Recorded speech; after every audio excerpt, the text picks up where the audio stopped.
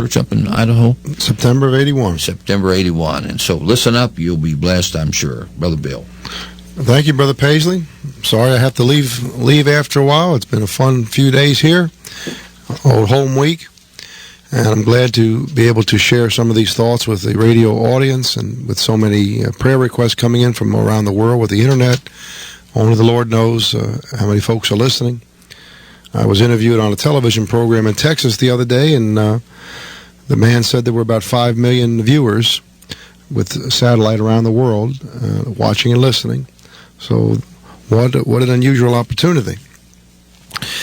Brother Paisley was telling me quite a bit about the Hanford reactors and the history of this area, and I knew something of it.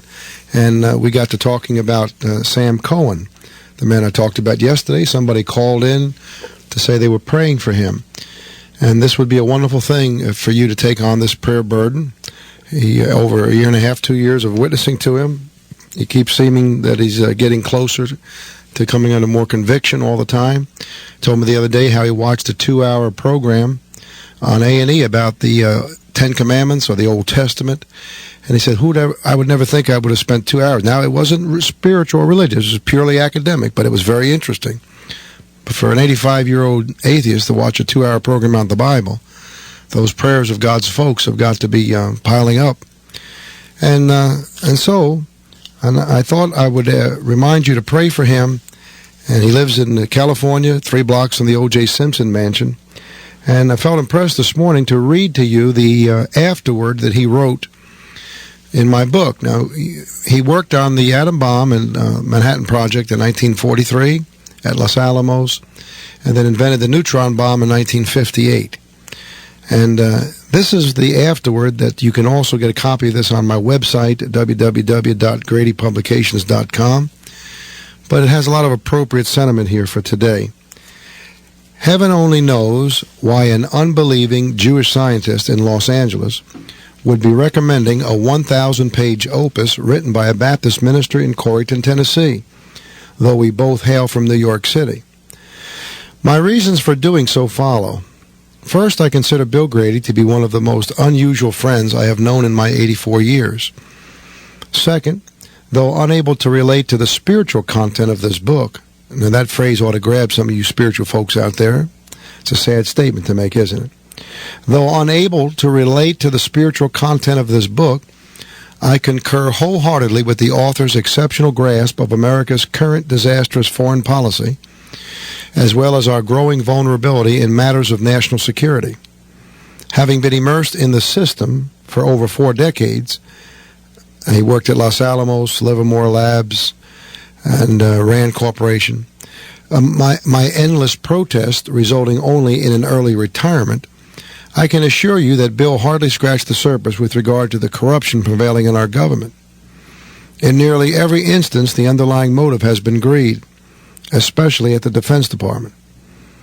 Albert Einstein was right when he stated concerning the atomic age, everything has changed but human nature. Most Americans are totally oblivious to their precarious surroundings. Several years ago, my longtime friend and colleague, Joe Douglas, authored a book, America the Vulnerable, The Threat of Chemical and Biological Warfare, whose preface contained the following statement, quote, while the United States debates the development of a massive defense effort against nuclear attack, the fact remains that this nation is almost entirely defenseless against chemical, biological, and toxin weapons of mass destruction. Some of these weapons may already be secreted within our borders. Others would be synthesized by our enemies within a matter of hours or days at the most. Indeed, it is doubtful that most biological attacks would even be recognized for what they are. Even if it could be proven with certainty that the outbreak of a particular disease was not a natural occurrence and instead was deliberately instigated, it would be almost impossible to pinpoint the exact source. End of quote. However, the most compelling reason for my incidental part in this book, a part, by the way, which I volunteered to contribute, concerns the caliber of Bill's constituents. As a lifetime political conservative, I have associated with numerous evangelical Christians and found them to be highly patriotic and decent human beings, especially the Baptists. Unfortunately, I cannot say the same for many of their leaders. Charlatans like Pat Robertson and Jerry Falwell, for instance, who are governed by little more than self-aggrandizement. I believe the single greatest weakness among the ranks of the religious right is gross naivete. Apparently, few have the necessary chutzpah to ask the obvious questions. Now, for you listeners, chutzpah is a Jewish idiom, Yiddish idiom. It means brazenness, guts, something like that. A picture of a little kid in a cartoon one time. He was found guilty for murdering his parents, and the judge, a little Jewish boy, the judge said, "Do you have anything to state before you're sentenced?" He said, "Yes, have mercy on me. I'm an orphan." Now, that's chutzpah. Along this line of thought, I will conclude my remarks, and he's implying that I've hit some nerves in my book, and I was willing to take some licks for being politically incorrect with what I'm pointing out. And so that was a subtle compliment he's paying my work. But now he's going to illustrate it. Along this line of thought, I will conclude my remarks by sharing a Jewish version of that timeless fable, The Emperor's New Clothes.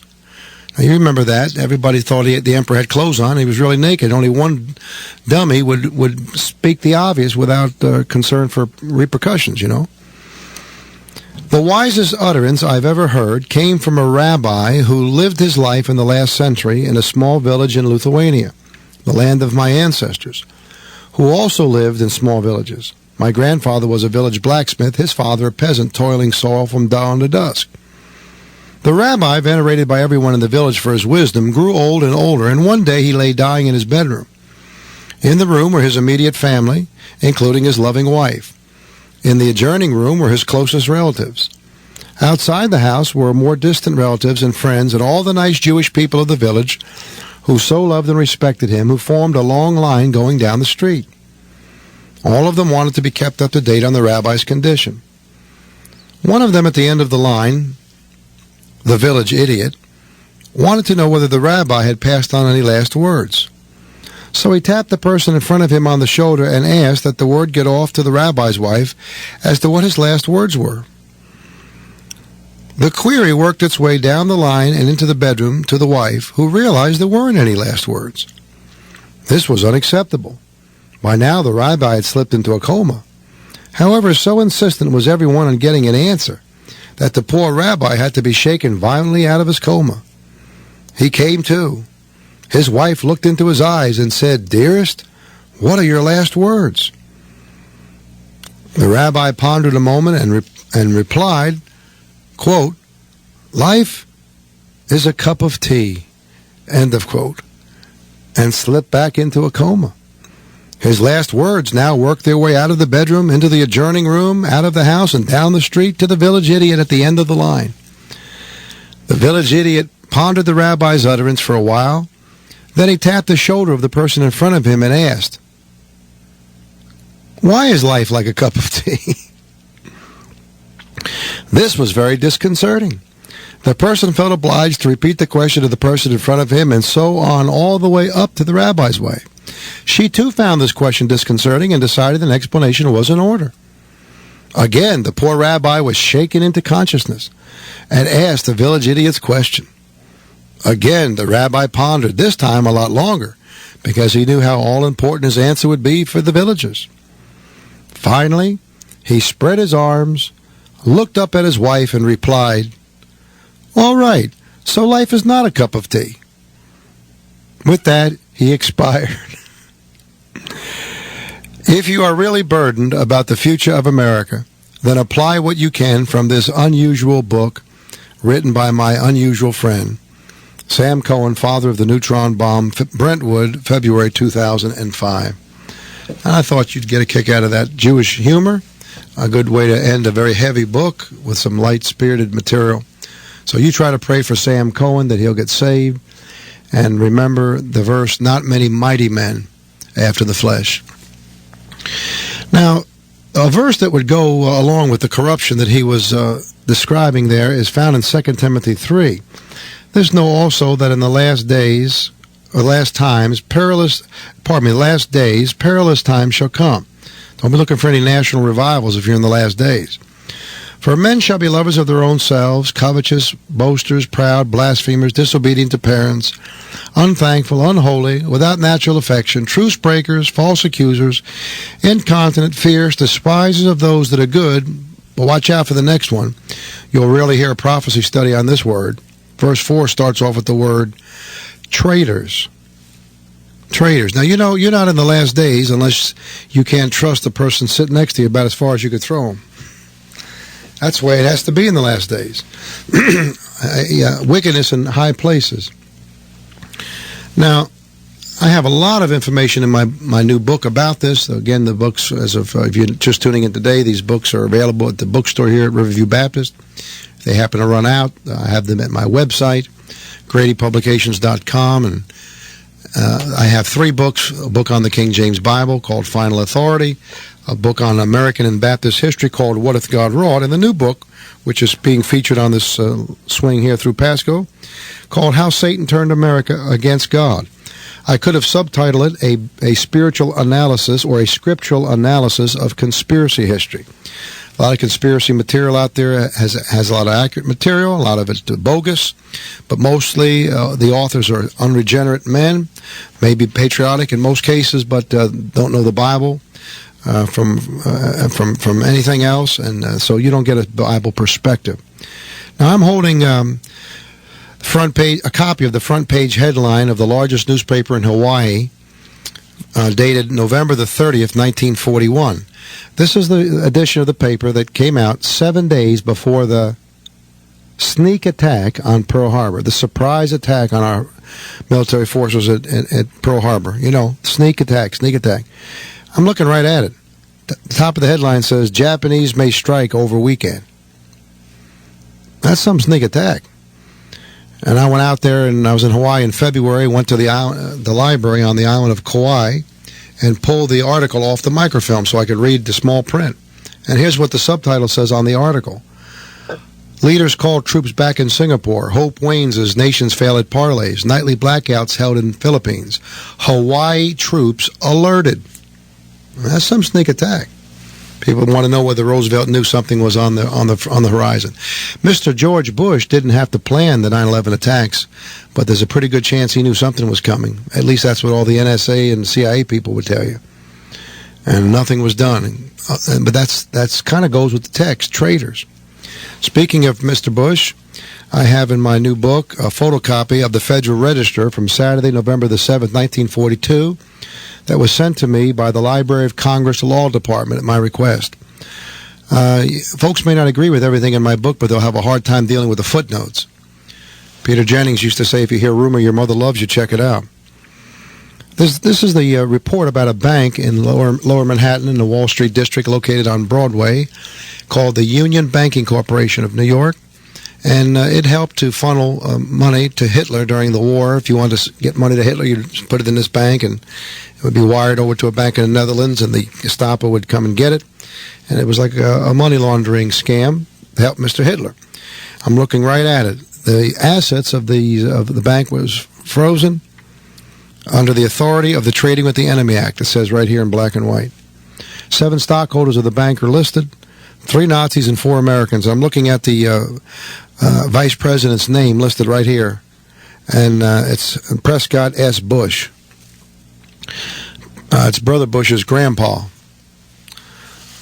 If you want to know what current President Bush and his father, George Herbert Walker Bush, and his grandfather, Prescott Bush, senator from Connecticut, financial advisor here to Mr. Hitler, what they all have in common, they all spent a night in a coffin in Yale University at the Skull and Bones tomb. I don't recommend Christians watching movies, but there's a movie Hollywood put out years ago called The Skulls that went into all this stuff. Terrible day we're living in. So what's the Skull and Bones Society? Well, they make the Masons look like Sunday school teachers. I remember confronting the mayor of my town in Knoxville, Victor Ashe, one time, face-to-face in a political meeting. He was a member of Skull and Bones, and he went ballistic. He wouldn't talk about it. If you get President Bush's autobiography, you can read on page 43, A Charge to Keep. My senior year at Yale, I joined Skull and Bones, a secret society so secret I can't say anything else about it.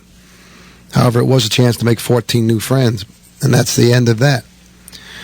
So, Now, of all the things that corrupt politicians can be doing in the last days that feed into the various conspiracies that are really overseen by Lucifer, the one thing you don't want to do is mess with that Jew. We left off yesterday talking about America's twofold purpose was to give the Jew a haven after 16 centuries of persecution, no Jewish blood shed in America over religious intolerance.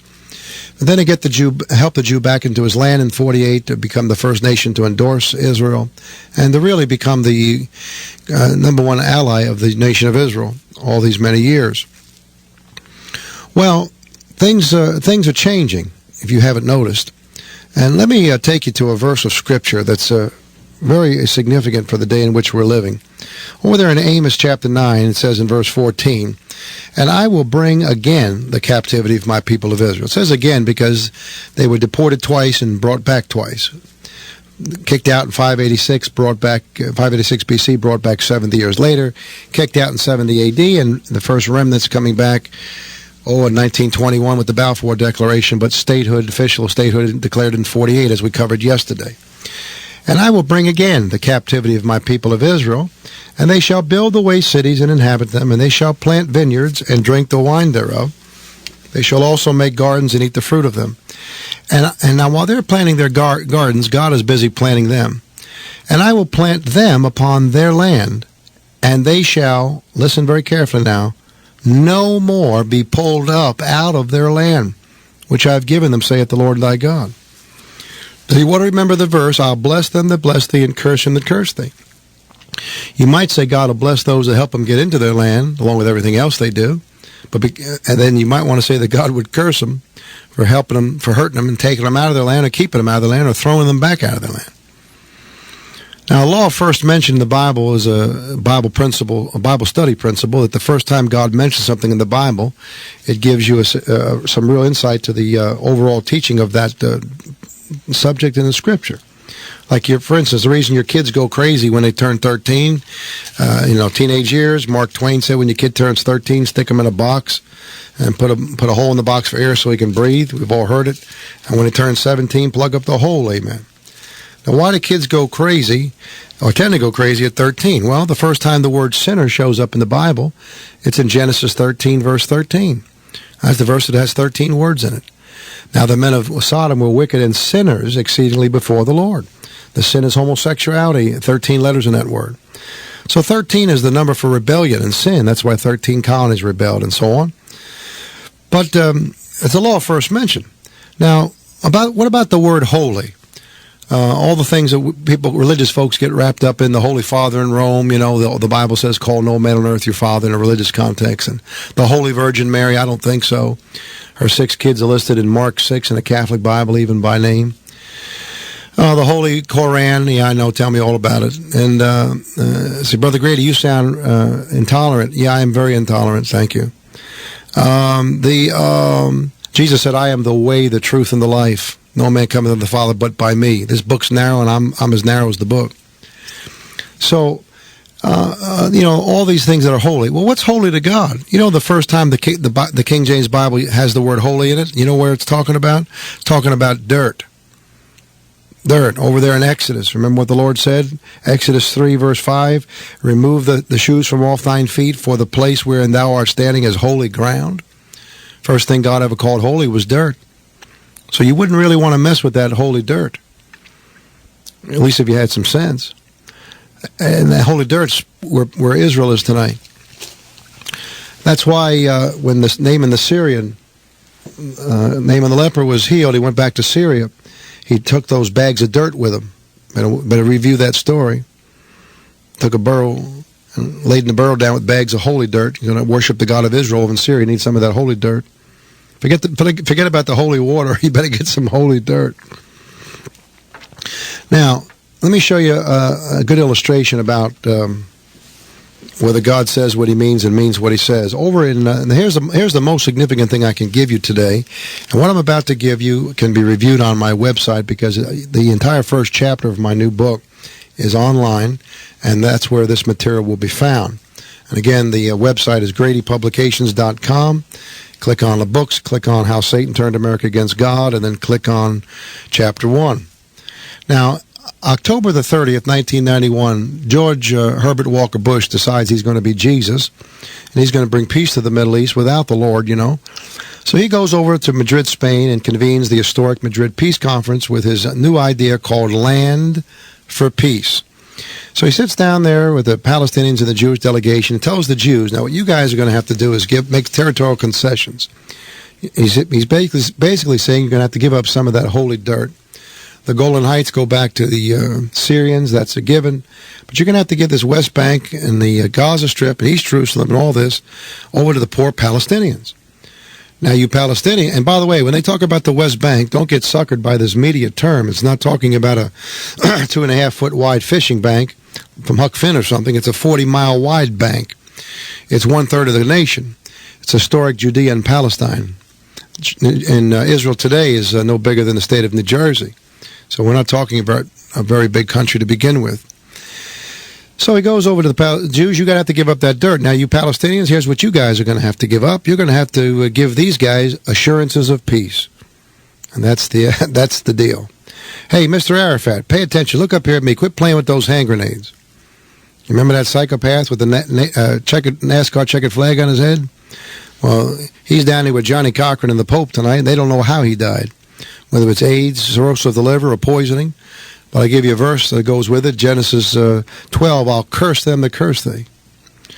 But anyhow, now Bush is shaking his finger at those Jews, you know, and while he's doing that on October the 30th, 1991, he's not aware of the fact that off the coast of Nova Scotia, a giant weather phenomenon has just formed, about 300 miles wide, with winds of about 74 miles an hour, 1 mile an hour short of hurricane status.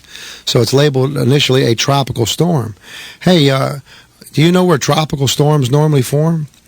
You know where tropical storms, you know, they don't, you know, it's buried in Grant's tomb, right? While tropical storms don't form in the North Atlantic. And after a bit, the remnants of Hurricane Grace from the Caribbean came up there and merged with it. Now it's 500 miles wide. Now, Bush doesn't know about this because he's too busy being Jesus, etc. Well, on day 2, Madrid Peace Conference, here we go again. You Jews didn't do very good yesterday. We're going to have to get with the program. Well, this storm that just formed on day 1, now it starts moving toward America because it's Halloween and it wants to go trick-or-treating. Of course, it's defying Mother Nature because it's in the wrong part of America's west of Nova Scotia, and all North American weather patterns run west to east. But the storm says, I showed up at the wrong place in the world. What's the big deal if I go backwards 1,000 miles, which is what it's going to do eventually. And so it goes to trick-or-treating in America. And you'll never believe where it goes, one of the first doors it knocks on. You can't see this on the radio, but I have a picture. I have 60-something photographs in my book. Half of them are major wire service photos. My prized picture is an AP photo of President Bush back in America 2 days earlier than scheduled. He has to make an emergency inspection of his century-old mansion at Kennebunkport, Maine, on Walker's Point, after this storm tore half the house down. I had the privilege of interviewing a carpenter who helped rebuild the thing years ago. You say, Brother Grady, that's just a coincidence. Yeah, but it's cool, ain't it? I'll give you another coincidence. And someone said a coincidence is God's way of remaining anonymous. I'll give you another coincidence. When's the last time you ever heard of a storm that was so bizarre they made a movie about it after writing a book about it? And then gave it one of God's character traits as a title. You know it as The Perfect Storm. Remember Mr. Clooney? The Perfect Storm. I'll give you another coincidence. I also have a photocopy of the front page headlines for the New York Times for November the 1st, 1991. On the right side of the paper, you have the Middle East, the Madrid Peace Conference story, and right next to it is a photograph of what's left of a portion of the coastline of Brooklyn, New York, after the perfect storm decimated it. They're just side by side on the front page of the New York Times, that's all. Now, the Greek word for that is duh. Now, you'd think President Bush would learn his lesson, you know. But the following August 23rd, to be exact, the Madrid Peace Conference gets reconvened in America. Now we're going to bring this blasphemy onto American soil. Look out, America. Here comes the Madrid Peace Conference, Washington, D.C. now. You Jews didn't do very good last year. I've got a legacy to think about. I mean, world peace to think about here. We got to get with the program, blah, blah, blah. Now I'll show you I have a photocopy of the front page headline for the next morning. Over here it says, Israel offers plan for Arabs to rule in occupied lands. There's the story of the peace conference renewed. But right next to it is a big photograph and a caption that says, thousands homeless in Florida storm. Can we say Hurricane Andrew just tiptoed to shore the same day? And it was classified as the worst natural disaster in the history of the 20th century for America. They don't know how fast that thing was going. At 150 miles an hour, it destroyed the hurricane station in Coral Gables, Florida. 200 miles an hour is what they estimate. I had a brother that was had went to Sing Sing prison for 3 years for shooting a man in a police station in Brooklyn, New York. I could never witness to my brother Gregory. But he lived 25 miles from the eye of Andrew, and that broke him, and he called me like a little baby. His exact words were, somebody up there must be praying for me, and I got to witness to him. Of course, he'd be dead in 3 weeks with 9 bullets in his body with a shootout with the Miami Police Department. But he at least heard the gospel. But Andrew shook him up, see? Now, there's another headline on this New York Times front page. On the left, it says, Bush's gain from convention nearly evaporate in latest poll. And here's the first time Bush is going to start dropping to Clinton in the run for the White House.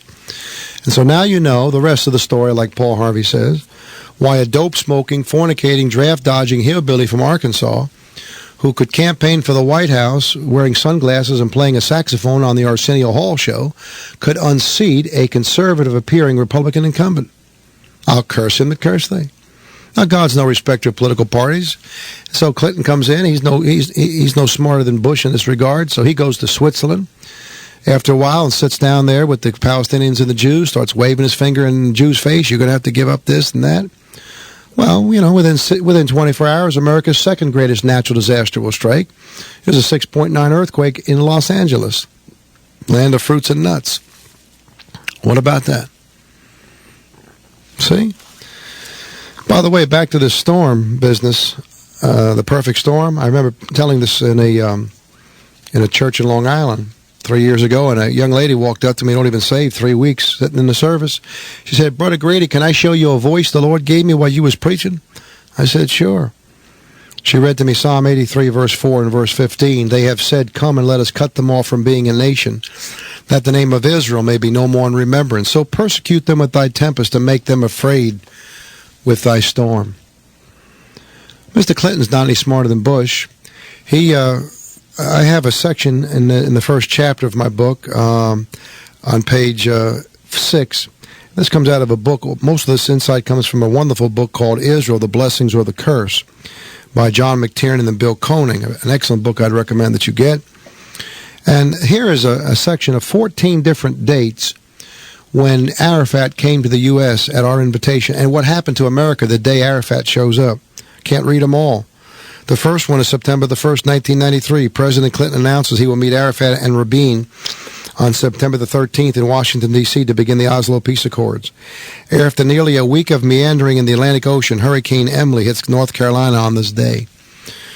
Oh, man, back in September 22nd, 1999, the stock market drops 524 points when Arafat shows up. My favorite one is January 21st, 1998. President Clinton is waiting to meet with Arafat at the White House. At this exact time, the president's sex scandal breaks. Wham! So, now, Clinton goes out, and Brother Bush, our so-called Christian president, shows up. And you might want to see this letter I have in my book, photocopied, that Mr. Bush sent to the Metropolitan Community Church in Los Angeles, the largest homosexual so-called church in the world. They perform 6,000 same-sex marriages a year. And Bush sends them a letter of congratulations on October the 14th, 2003. I have a photocopy of the letter right here. I send greetings to the members of the Metropolitan Community Church Los Angeles as you celebrate your 35th anniversary. Faith plays an important role in the lives of many Americans, offering strength and guidance for the challenges of each new day. By encouraging the celebration of faith and sharing the message of God's love and boundless mercy, churches like yours put hope in people's hearts and a sense of purpose in their lives. How about AIDS in their bloodstream? This milestone provides an opportunity to reflect on your years of service and to rejoice in God's faithfulness to your congregation. In the days ahead, may your community continue to grow in faith and friendship. Laura joins me in sending our best wishes for a memorable celebration signed George Bush. That's dated October 14, 2003. If you think I'm kidding, you can get on the website of these perverts, metropolitancommunitychurch.org, and see a photograph of the founding pastor and the current Twinkie pastor posing with this letter, laughing at the religious right on their own website. Bush refused to recant with this letter. It was written by some dumb speechwriter and stamped with a signature, but he would not retract the letter when the family groups protested. That's your Christian president, trying to keep everybody happy. By the way, Laura Bush was on the White House Correspondents' rostrum roasting George Bush a year ago last May. I saw with my own eyes reading a comedy script for the 1,200 drunks out there with the tuxedos on, saying, "Oh, my husband George, he's boring. He goes to bed at 9 o'clock every night. He's so dumb. When he first came to Crawford, Texas, he'd go into the barns and he started, I can't even say what she said on the radio. It's so vile. I'll give you, messing around with the animals, I'll give you a hint. In Leviticus, you got the death penalty for it. You think I'm kidding? Go do your own homework and look it up." I'll tell you what else she said. She said, I'm a desperate housewife. This is a good role model. This is not Hillary Clinton. This is Laura Bush. I'm a desperate housewife. Matter of fact, Condi Rice, Lynn Cheney, and myself hang out at Chippendales. That's a male strip club. Matter of fact, Lynn Cheney's new nickname is Dollar Bill. Puts the dollar bills in the strippers' garters. Now, the White House crowd was stunned. They didn't even have to laugh. Go look it up. Do your homework. It's edifying. But, what's that word, traitors? So what's Brother Bush going to do about these Jews? When he campaigned for office, he promised to move the U.S. Embassy from Tel Aviv to Jerusalem after land was donated for that purpose. He told those Jews he'd do it. 6.5 years into his...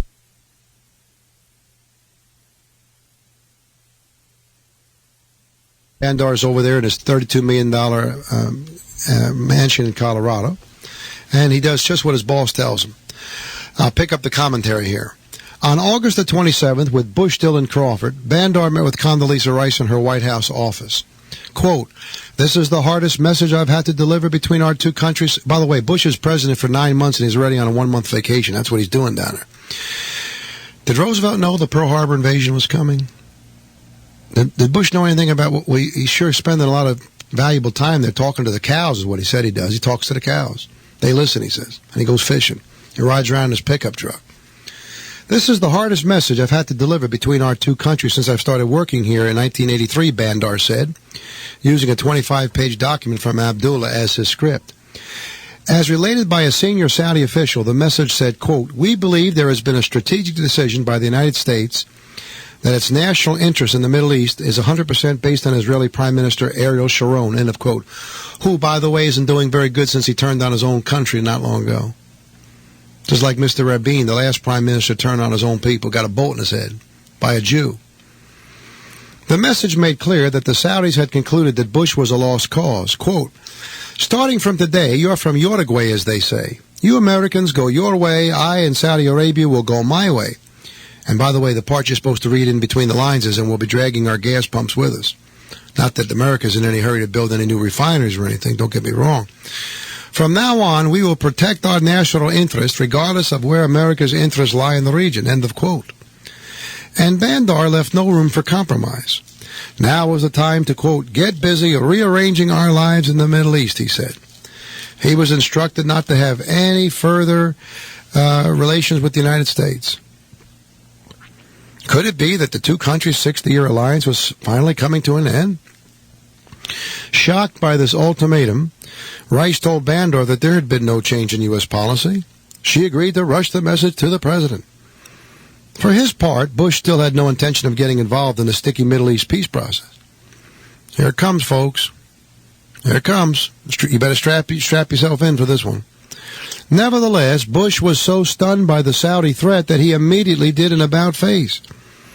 Within 36 hours, Bandar returned to Riyadh with a groundbreaking personal message written by the president to mollify Abdullah. Kiss up to him. Quote, "I am troubled and feel deeply the suffering of ordinary Palestinians in their day-to-day life, and I want such tragedies and sufferings to end," Bush wrote. Now you can put yada, yada, yada after that. Here comes the important part. I firmly believe that the Palestinian people have a right to self-determination and to live peacefully and securely in their own state, in their own homeland, end of quote. Now, look, folks, that would be okay if it was any place but that little piece of real estate called Israel. You know, they took a survey the other day, all the Muslim nations of the world. They took the square acreage of all the land run by Muslim folks, Indonesia, Sudan, you know, every place, and totaled it up. And, you know, it's not 10 times bigger than Israel. It's not 50 times bigger than Israel. It's 630 times bigger than little Israel. And by the way, they have unlimited oil revenues. So you figured there'd be some kind of way they could help these poor Palestinian folks out if they cared that much about them. Keep them out of harm's way on top of it. Somehow they want them in that little Palestine. There must be some reason for that, you know? Now listen to this unsaved man. Wouldn't know the Bible if he saw it. Academic man. Bush was not just getting involved. For the first time, he was publicly supporting a Palestinian state, and he had done so in writing. He also addressed the Saudi moral concerns, blah, blah, blah. Skip that. Abdullah had played the game well. He had banged his fist, and the United States had jumped. Remember that American flag wrapped around that little plant? Well, that flag just bopped off the plant. He was so thrilled with his victory, the Post reported, that he proudly showed off his correspondence, Bush's 2-page letter and the long message that he had given to Bandar, as trophies to Arab leaders in Syria, Egypt, and Jordan. In other words, look at what I get from Mr. Bush. At Abdullah's invitation, Yasser Arafat came all the way from South Africa to Riyadh, especially to read it. Then Abdullah sent Bandar back to Washington to help transform the words into deeds and to convince the president to make public that he was now calling for a Palestinian state. Now, you folks out there, get ready. What year are we talking about? 2001? Okay, here we go. On Friday, September 7th, 3 days after Richard Clark's attempt to lobby his proposal to fight al-Qaeda through the administration, Bandar met with Condoleezza Rice, Dick Cheney, Colin Powell, and President Bush in Washington and told them how happy he was to discover that he had misinterpreted the White House's policy toward the Middle East. Pardon me. The administration reiterated its desire to pursue new peace initiatives immediately. Hey, got to get those SUVs back on the road. You know what I mean, Vern? See, the Lord knows what's going on. He knows all about those 50 million aborted babies. He just got it set up in the last days that Christian America is going to need Muslim oil to keep on the road, and little Israel's in the way. They call that in the world a squeeze play. Many questions were unresolved about how to pursue such initiatives, but suddenly there was enough goodwill that discussions continued between the two countries over the weekend of September the 8th and 9th. At issue was whether Colin Powell or President Bush should make the speech announcing the new plans. Bush was even willing to meet with Arafat at the United Nations, a prospect that pleased the Saudis immensely. And lest anyone doubt that Bush would follow through this time, he invited Bandar back to the White House the following Thursday to pursue these matters. Now, I have a 100-page chapter in my new book on 9/11. It ends with this paragraph. And so on that Monday night, still quoting Mr. Author, Mr. Unger here, and so on that Monday night, Prince Bandar bin Sultan bin Abdulaziz was, in his own words, quote, the happiest man in the world, end of quote. As he told the Washington Post, he decided to relax in the indoor swimming pool of his lavish McLean, Virginia residence, smoking a cigar. He had been back and forth between Saudi Arabia and Washington with the Bush response and then the Saudi response. He had worked through the entire weekend until 3 or 4 o'clock in the morning, and then he had worked all day Monday. He deserved a rest, so he called his office. He told them he was taking Tuesday off, Tuesday, September the 11th, 2001. Well, my, what about that, Wally? Gee, Wally, you think those towers coming down the next day sure stalled that announcement for a few months anyhow? Every preacher's got their favorite verse on 9/11. Mine is Isaiah 26:5, for he bringeth down them that dwell on high. Now, I grew up in Manhattan. We called it the Big Apple. The lofty city. He layeth it low. He layeth it low even to the ground. Ground, buzzword. Yeah, ground zero. He bringeth it even to the dust. Now, you know, I'm not a prophet nor the son of a prophet, like the Bible verse says, but the Lord did give me the grace to write something quite unusual in the first chapter of my new book that came out. You got to remember the date on this was April 2005. Now, listen to how the chapter ends. If you're still undecided about standing with the Lord, just start watching the Weather Channel before retiring each night. As the humanistic advertisement for the program Stormwatch puts it, quote, experience people at their best and nature at its worst, end of quote. Then pull those covers snugly against your chin. You won't have to worry about anything stirring out there in the dark until the next mile marker is reached on the roadmap to peace, nighty-night. That's how Chapter 1 ended, 4 months before CNN cameras started showing pockets of 9,000 Jews who had been thrown out of the Gaza Strip, showed them wandering the hotel lobbies of Tel Aviv and Haifa and so forth, with a coupon in their hands from the government giving them a free week stay after they lost their homeland. Same day, same week, same CNN cameras showing pockets of 900,000 Americans wandering around looking for a new place to stay. That's only a 100-to-1 ratio. You know what the word Katrina means? It means purify. Anybody home? 2 weeks after those Jews got thrown out of their holy dirt, the filthy Palestinians celebrated their independence by firing 36 missiles into Israel after burning 36 synagogues down. They turned one into a terrorist museum, pardon me. You know what was happening when those 36 missiles were hitting that holy dirt? 1 million Texans were trying to get out of Houston. Katrina's little sister showed up the same day, named Rita. Now, most Americans got their head in the sand and playing video games, but it ought not to be that way for Christians. You ought to know what's going on. It's time to fish or cut bait, Christian. You know who came in first place for Man of the Year? Bill Gates, Time Magazine, Man of the Year for 2005, Person of the Year. Guess who came in second place? Weather. I think they have record flooding in Massachusetts this week. It hasn't stopped since this thing got started. And we haven't started moving toward those Jews on the West Bank. Christians, I'll leave you with this. It's going to get rough, and God can protect you. He really can. Look up a guy named Tony Stevens on your internet web search. He's a U.S. Marine in Iraq on his third tour of duty. He was a first-round draft pick for the Minnesota Twins, shortstop. The articles will tell you his Hummer's been hit 11 times so far, and he hadn't died yet. And no one's died yet that's been in the cab with him. He holds the record. Nobody can figure out why Al-Qaeda can't kill him. Well, I'll tell you why Al-Qaeda can't kill him. God didn't let it happen yet. This boy is a King James, Bible-believing, independent Baptist preacher's kid. I preached for his daddy the other day in Fort Walton Beach, Florida. He says, we do a lot of praying for our son, Pastor. And when he gets into that triangle of death, and it's not a matter of if, but when that bomb's going to hit, all those lost Catholics and Jews get real close to him because he's better than a St. Jude medal on a dashboard, amen? And he gets to singing, his daddy said. And his favorite hymn is Little is Much When God is in It. Is the place you're called to service seem so small and little known? It is great if God is in it, and will not forget his own. Bam! And the bomb goes off, and everybody's still okay. See, God can take care of you, Christian. I give you a good verse for anthrax. 1,000 shall fall at thy right hand, and 10,000 at thy left hand, but it shall not come nigh unto thee. I think the three greatest hymns you'll sing between now and the rapture are Hold the Fort, for I am coming, Keep on the Firing Line, and Keep me safe till the storm passes by. Hey, Christians, a lot of Christians need to get their head out of the sand about this religious right junk and Pat Robertson and Falwell and all those crazy people. A lot of saved people need to have the wisdom of an unsaved Jew named Sam Cohen in these matters of apostasy. Get behind the Lord in your local church, and God can protect you. But make sure you're on the same page with God. I wish it wasn't like it is, but the Bible says, pray for the peace of Jerusalem.